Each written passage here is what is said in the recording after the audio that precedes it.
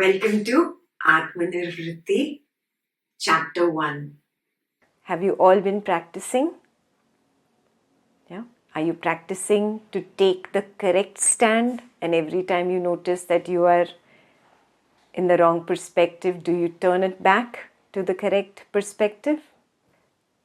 If that is clear experientially, experimentally, then you will understand Chapter 1.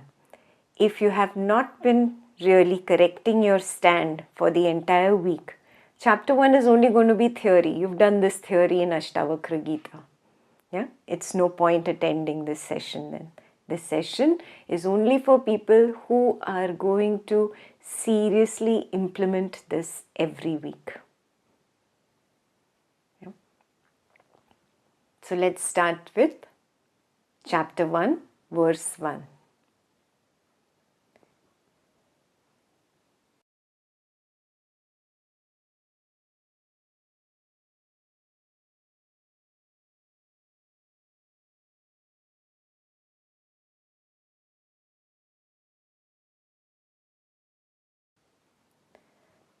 The translation has been done by Atmananda's son, the English translation.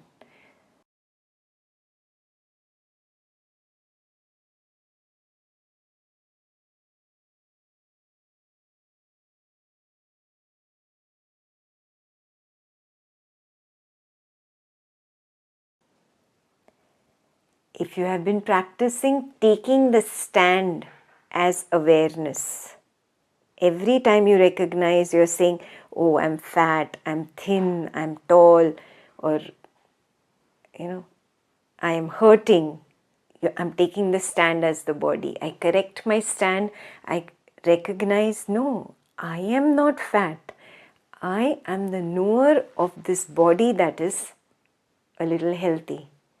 I am the knower of this body that is hurting. I am the knower of this body that is tall or short or graying. Yeah? Again and again, when you correct your perspective, then only will you understand these sutras, because these sutras are meant for the person who sees himself as the awareness, who recognizes himself as the witness. Otherwise, it is just theory, poem for you. Yeah, it will not work. That is why take the correct stand. I am the awareness. Now, the awareness is saying this verse. It is mind that has thoughts and feelings, not I. Birth, growth, decay, and death pertain to the body and not to me. Only when you take the correct stand do you correctly understand this verse. Yeah. Reminder, whenever I say I think, I feel, I have taken the stand of the mind. Yeah. Again, I have to recognize, I am not the mind. I am the knower of this thought that has arisen. I am the knower of this feeling that has arisen. Yeah. So, change your perspective every time you notice that you are taking the wrong stand as the mind. If you start taking the stand of the senses, you say, oh, I see this, I touch this, I don't like this sight. When I'm saying I don't like this sight, suppose it's a horror film, I don't like this sight. What have I done? I've taken the stand of the eyes. I've taken the stand of the senses. Immediately shift your perspective. I'm the witness of the eyes that are watching that horror film and feeling irksome. Changing the stand again and again will bring that clarity. Yeah, for the people who are doing the Buddha meditations, the stand is the void. You're coming to the void again and again. I am that witnessing void. The witnessing void does not have an I. The witnessing void does not have the body. There are no sensations. Yeah? There's an absolute silence where emotions and feelings are concerned. So again and again, take the correct perspective. Yes. Then verse 1 is very clear. Similarly, that will take you into the understanding of verse 2.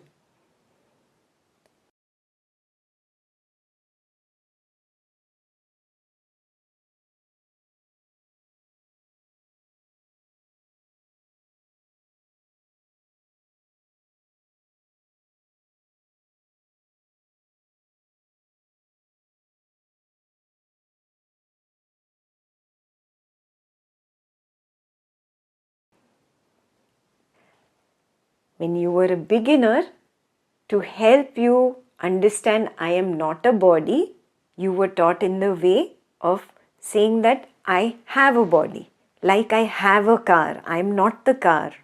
However expensive and really the best car I have, I sit in the car, I drive all around. When I come back home, I get out of the car. I have a car. I don't become the car.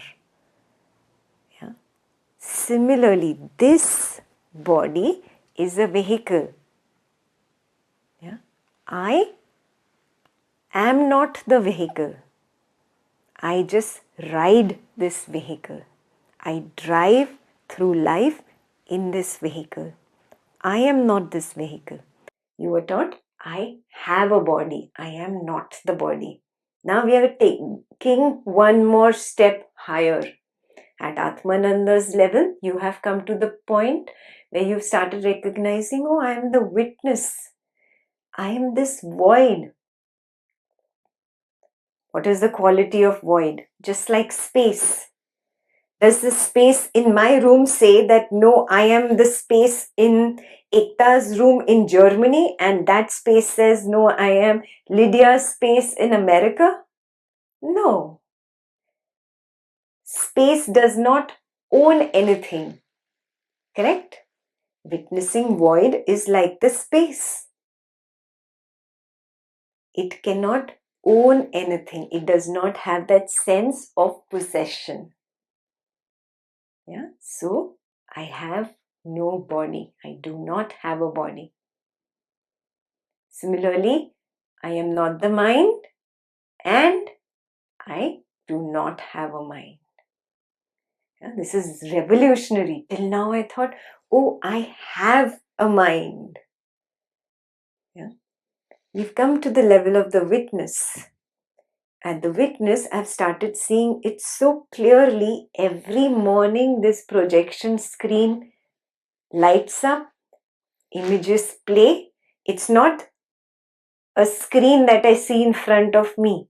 This is a magical screen in which I am part of the screen. Every morning, these images come up, they start playing, and every night it shuts off. Every morning the body emerges. Every night I go into a state where I have no experience of the body. Every morning I wake up into a so-called mind, and my mind likes this and does not like this and wants this and does not want this, and this goes on all day, and at the end of the day I come to a point where I have no experience of the mind. If I was the body or I had a body, if I was the mind and I had a mind, how could these two go out of my view at any point? You understand what I mean, view? Yeah, not sight, but what I mean is my experience. How can they go out of my window of experience? Yes. So, Atmananda is telling you to think not only about the waking state, but to think about the states that you all experience. Do you just experience the waking state? No, you also experience the dream state. You also experience the deep sleep state. So he's saying if you want to know the truth of yourself, you have to know it in entirety, in all the states that you go through every single day of your life.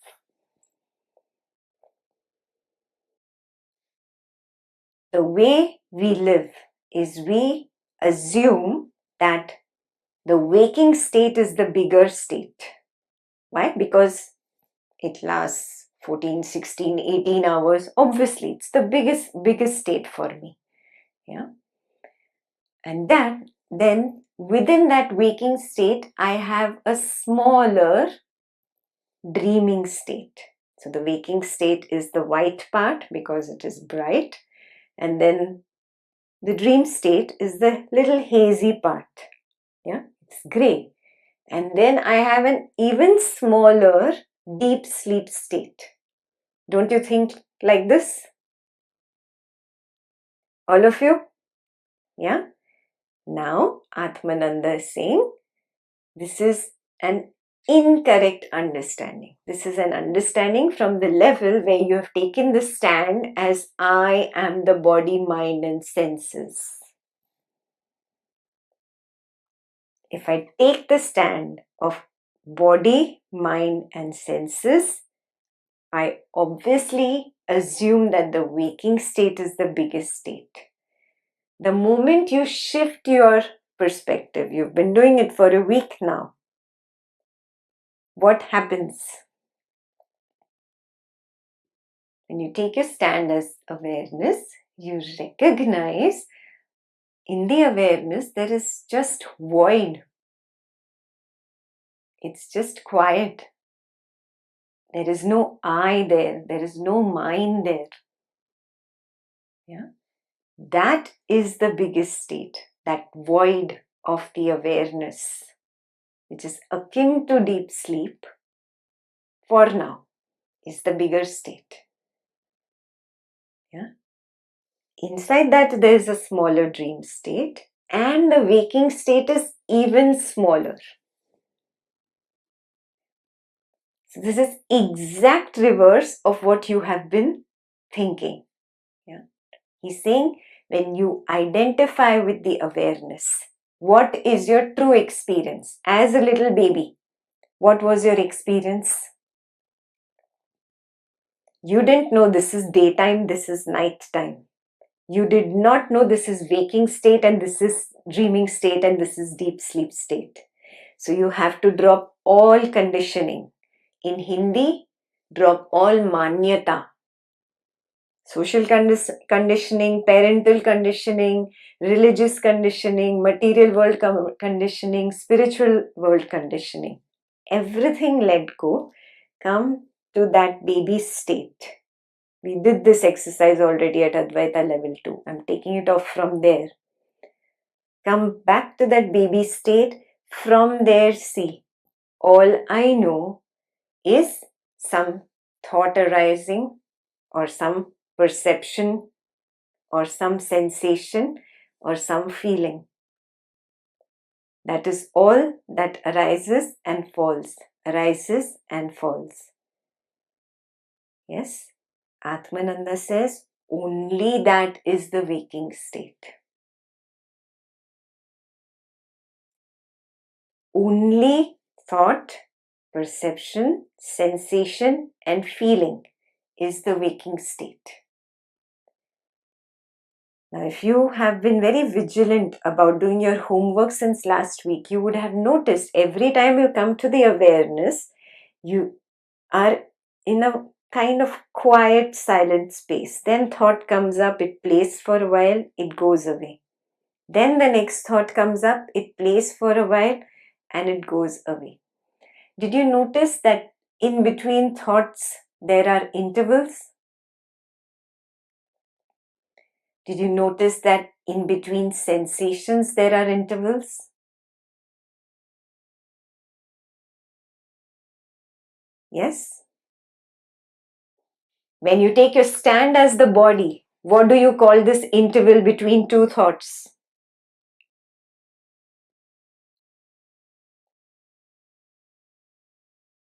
time. The interval between two thoughts is what you call time. Now you take your stand as the awareness. Is there anything like time? There is nothing like time in awareness. It is void. It is like emptiness. There's nothing there, no thingness. Yeah. Just like we spoke about two thoughts and the interval between thoughts, there are two perceptions and interval between two perceptions. That interval between two perceptions is what I call distance. This is an assumption when I take my stand as the body, mind, senses. And that's how I see the world. I only have perceptions and time in this physical world. And in the mind, I see only thoughts. Why? Because I keep taking my stand either as the body or as the mind. Yes? So if this little part is clear, yeah, then you will start seeing what Atmananda is trying to show you. That the bigger state here is that deep sleep state. Don't even call deep sleep state. It is actually a collective deep sleep in awareness. Yeah. Her deep sleep, his deep sleep, her deep sleep, everybody's deep sleep. That state is in what? Is in awareness.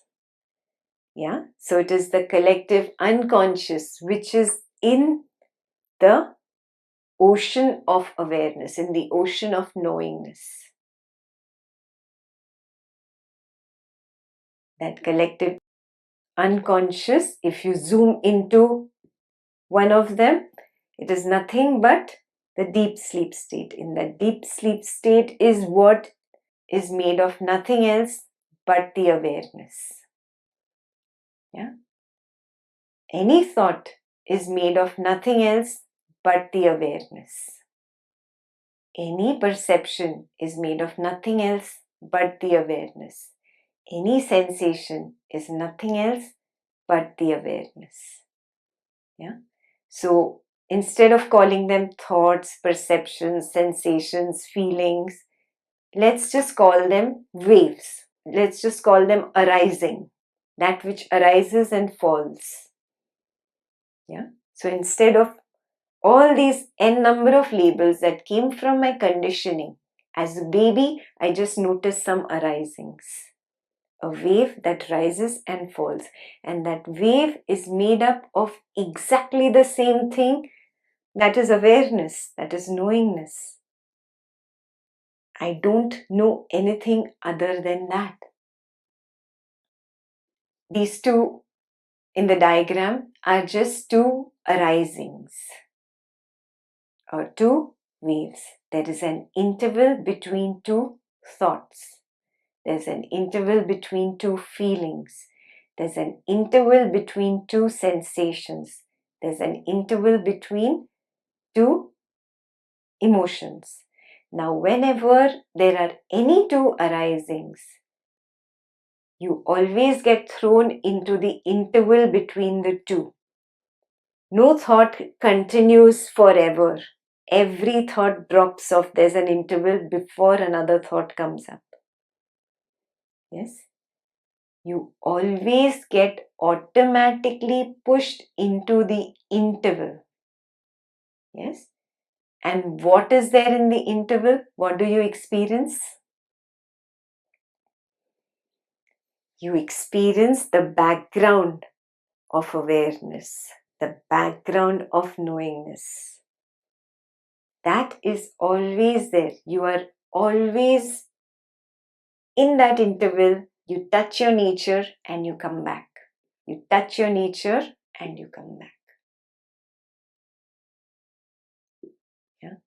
So the only way you can understand this is if you discard all your spiritual conditioning, material world conditioning, religious upbringing, everything, all conditioning, if you discard it, go back to that little baby's mind and just observe this reality.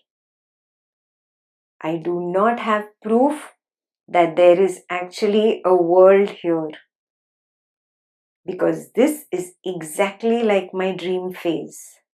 There is no difference. Yeah?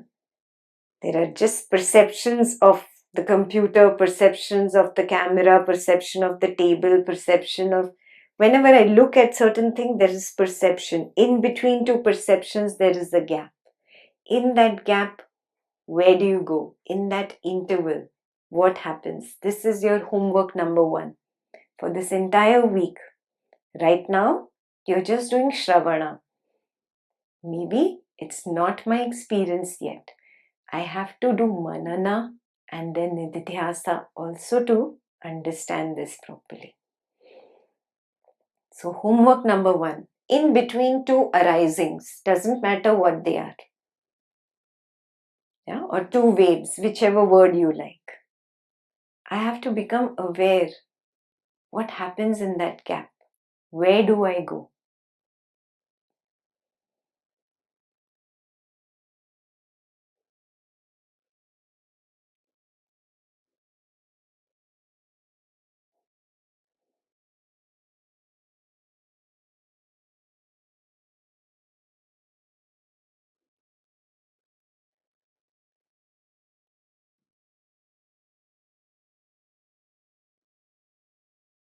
So he says, I am pure consciousness which knows no dissolution.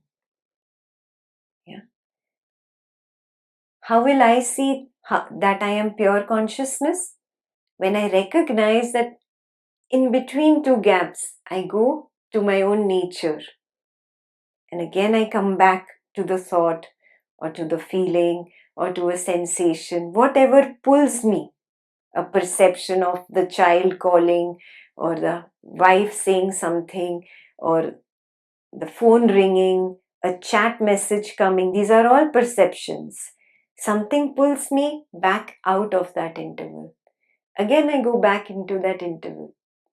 This happens only when you are at rest, not in an agitated state of mind, not when you're fighting with your family member, of course. Recognize this interval. Again and again, make an effort this week to recognize this interval. Then only will you understand this sentence that he says, I am pure consciousness which knows no dissolution. What is the meaning of no dissolution? Means that arising or that wave will arise and fall, but I do not arise and fall. Yes? I'll give you a little more here, which we will do in the further chapters. He says that even when there is a perception, say of a table, I don't see just the table, I see consciousness plus table. I see a person, it is not just the person, I'm seeing consciousness plus the person. The perception of the person arises and falls, the consciousness is there. You go back to the background, the interval between this perception which just fell and the next perception of the child calling out. Again, I see the child plus consciousness. Yeah. So you understand what he's saying? Whenever you have a thought, it is not just thought. It is thought plus consciousness. How will we relate to this? We did it in Advaita level 2, where we said that we only generate or project our own world. So the images that are being projected on I, the screen. So when an image has arisen, is it just image? No, it is image on the background screen. So when you have a perception of the child or the family member, it is perception plus consciousness. When this perception drops and before another perception arises, in this interval, the screen is there, the consciousness is there. Yeah. Right now, this is only theory. Atmananda was heavily intellectual, very scientific, detail-oriented. He could actually, dissect this to this kind of a minute detail. But it is very experiential. That is why he could dissect it to this detail. Yeah? So your practice for this week is between any two arisings, notice that interval and see, do you rest? Can you notice that resting? Yeah. It happens to everybody. You cannot say, oh, it's not happening to me. It's happening to other people. It's not possible. Yeah. It happens to you not only in between two thoughts, only in between two feelings, not only in between two sensations. It happens in between two dreams in the dream state. Dream is nothing but a thought, right? Yes. You have a dream. The dream lasts for a while. Yeah. You become the dream character in the dream world. It is nothing but thought. And then that dream goes away. That dream ends. When that dream ends, before the next dream begins, where are you? You're in the deep sleep state, the absolute quiet nothingness. And again a new dream begins. In between two dream states is the deep sleep state. Just like that, in between two thoughts, in between two arisings, in between two sensations, in between two feelings, you go to your pure nature, the consciousness. So, with open eye, you have to contemplate this.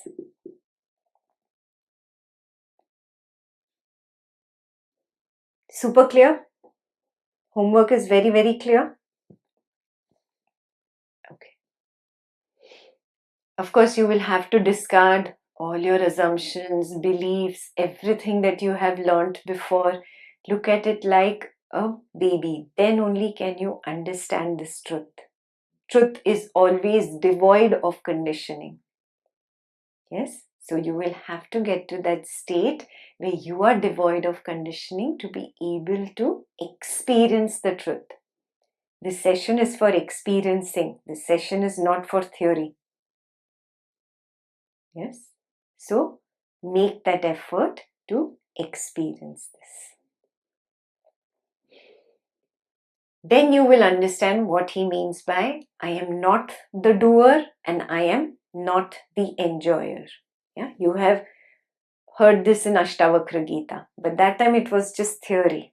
Now, when you take the stand as the awareness, that awareness is nothing but void. Is the awareness doing anything? Does the space of the room do anything? The space is just there. It doesn't matter what action is happening in this room. The space is just the mere witness. Yes. So, make this an experience rather than a theory. I don't want you to get here with deducted logic. This is deduced logic. Yeah. When I say like this space, this is not the pure consciousness is not the doer nor the enjoyer. This is deducted logic. Get there through experience. When I take my stand as the awareness, can I see the body automatically doing its thing? It is almost programmed to get up at this time, do something, then do the next activity, then go here, then talk to this, then pick up the phone. It is programmed. And I, the awareness, can notice the body as if the actions are happening somewhere else. Have any of you had these experiences? Yes? Excellent. Now, again and again, take the stand as the awareness. When you take the stand repeatedly, you will come to a point in your understanding where you recognize, I am not the doer, I am not the enjoyer. Here, enjoyer is a direct translation of bhokta. It is actually experiencer. Yeah, so I neither experience joy nor do I experience sorrow. It is the mind that becomes very happy when it gets something, and it is the mind that becomes sad when it gets something. I, the awareness, I, the witness, notice its joy, and I, the awareness, I, the witness, notice its sorrow. I am knower of the joy, I am the knower of sorrow. I am not the experiencer of joy and sorrow. Yeah. So, experientially get there, but that is possible only if you keep taking the correct stand.